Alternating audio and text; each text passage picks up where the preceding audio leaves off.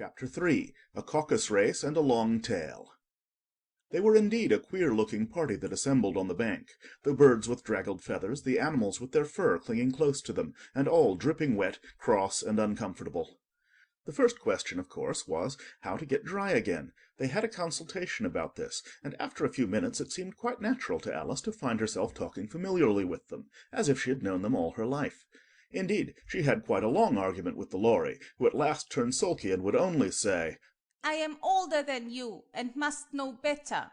Ah!" And this Alice would not allow without knowing how old it was, and, as the Lory positively refused to tell its age, there was no more to be said. At last the Mouse, who seemed to be a person of authority among them, called out, "Sit down, all of you, and listen to me. I'll soon make you dry enough." They all sat down at once in a large ring, with the Mouse in the middle. Alice kept her eyes anxiously fixed on it, for she felt sure she would catch a bad cold if she did not get dry very soon. "Ahem," said the Mouse with an important air. "Are you all ready? This is the driest thing I know. Silence all round, if you please. William the Conqueror, whose cause was favoured by the Pope, was soon submitted to by the English, who wanted leaders, and had been of late much accustomed to usurpation and conquest. Edward and Morcar, the Earls of Mercia and Northumbria—" "Ooh!" said the Lory with a shiver. "I beg your pardon," said the Mouse, frowning, but very politely. "did you speak?" "Not I. Ah!" said the Lory hastily. "I thought you did. said the Mouse. I proceed. Edwin and Morcar, the Earls of Mercia and Northumbria, declared for him, and even Stigand, the patriotic Archbishop of Canterbury, found it advisable—" "Found what?" said the Duck. "Found it," the Mouse replied rather crossly. "Of course you know what it means." "I know what it means well enough when I find a thing," said the Duck. "It's generally a frog or a worm. The question is, what did the Archbishop find?" The Mouse did not notice this question, but hurriedly went on. "Found it advisable to go with Edgar Atheling to meet William and offer him the crown. William's conduct at first was moderate, but the insolence of his Normans— How are you getting on now, my dear?" It continued, turning to Alice as it spoke. "As wet as ever," said Alice in a melancholy tone. "It doesn't seem to dry me at all." "In that case," said the Dodo solemnly, rising to its feet, "I move that the meeting adjourn for the immediate adoption of more energetic remedies." "Speak English," said the Eaglet. "I don't know the meaning of half those long words. And, what's more, I don't believe you do either." And the Eaglet bent down its head to hide a smile. Some of the other birds tittered audibly. "What I was going to say," said the Dodo in an offended tone, "was that the best thing to get us dry would be a caucus race." "What is a caucus race?"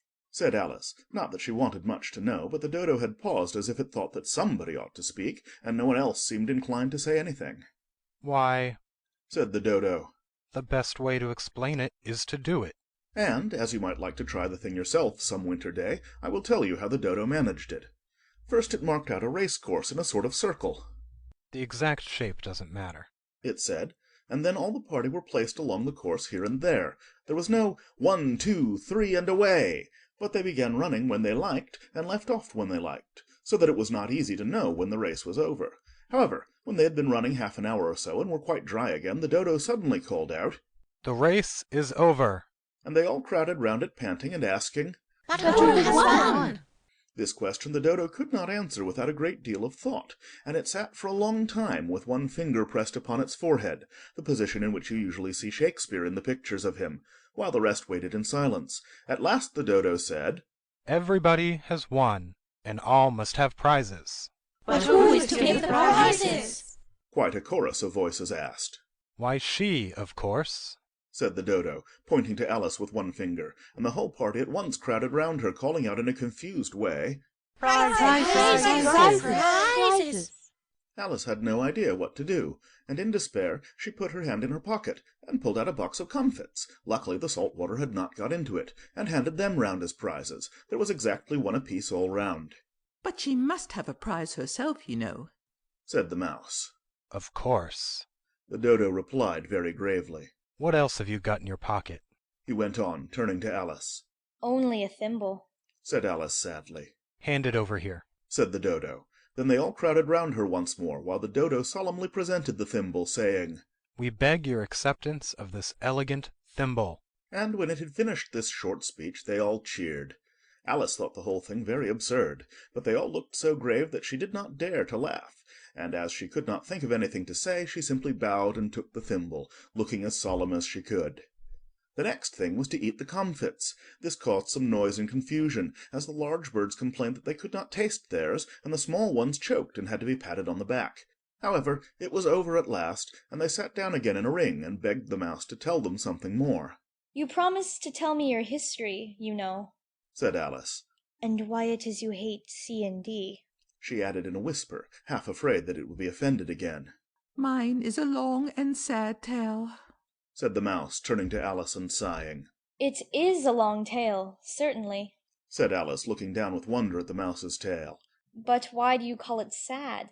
And she kept on puzzling about it while the mouse was speaking, so that her idea of the tale was something like this. Fury said to a mouse that he met in the house, Let us both go to law. I will prosecute you. Come, I'll take no denial. We must have a trial, for really this morning I've nothing to do. Said the mouse to the cur, Such a trial, dear sir, with no jury or judge, would be wasting our breath. I'll be judge, I'll be jury, said cunning old Fury. I'll try the whole cause, and condemn you to death. You are not attending, said the mouse to Alice severely. What are you thinking of? I beg your pardon, said Alice very humbly. You had got to the fifth bend, I think. I had not, cried the mouse sharply and very angrily. A knot? Said Alice, always ready to make herself useful and looking anxiously about her. Oh, do let me help to undo it. I shall do nothing of the sort, said the mouse, getting up and walking away. You insult me by talking such nonsense. I didn't mean it, pleaded poor Alice. But you're so easily offended, you know. The mouse only growled in reply. Oh. Please, come back and finish your story. Alice called after it, and the others all joined in chorus. Yes, please do. But the mouse only shook its head impatiently and walked a little quicker. What a pity it wouldn't stay. Sighed the Lory as soon as it was quite out of sight, and an old crab took the opportunity of saying to her daughter, Ah, my dear, let this be a lesson to you, never to lose your temper. Hold your tongue, Ma, said the young crab a little snappishly. You're enough to try the patience of an oyster. I wish I had our Dinah here. I know I do, said Alice aloud, addressing nobody in particular. She'd soon fetch it back. And who is Dinah, if I might venture to ask the question? Rah! Said the Lory. Alice replied eagerly, for she was always ready to talk about her pet. Dinah's our cat, and she's such a capital one for catching mice you can't think. And, oh, I wish you could see her after the birds. Why, she'll eat a little bird as soon as look at it. This speech caused a remarkable sensation among the party. Some of the birds hurried off at once. One old magpie began wrapping itself up very carefully, remarking, I really must be getting home. The night air doesn't suit my throat. And a canary called out in a trembling voice to its children, Come away, my dears. It's high time you were all in bed. On various pretexts they all moved off, and Alice was soon left alone. I wish I hadn't mentioned Dinah, she said to herself in a melancholy tone. Nobody seems to like her, down here, and I'm sure she's the best cat in the world. Oh, my dear Dinah, I wonder if I shall ever see you any more. And here poor Alice began to cry again, for she felt very lonely and low-spirited.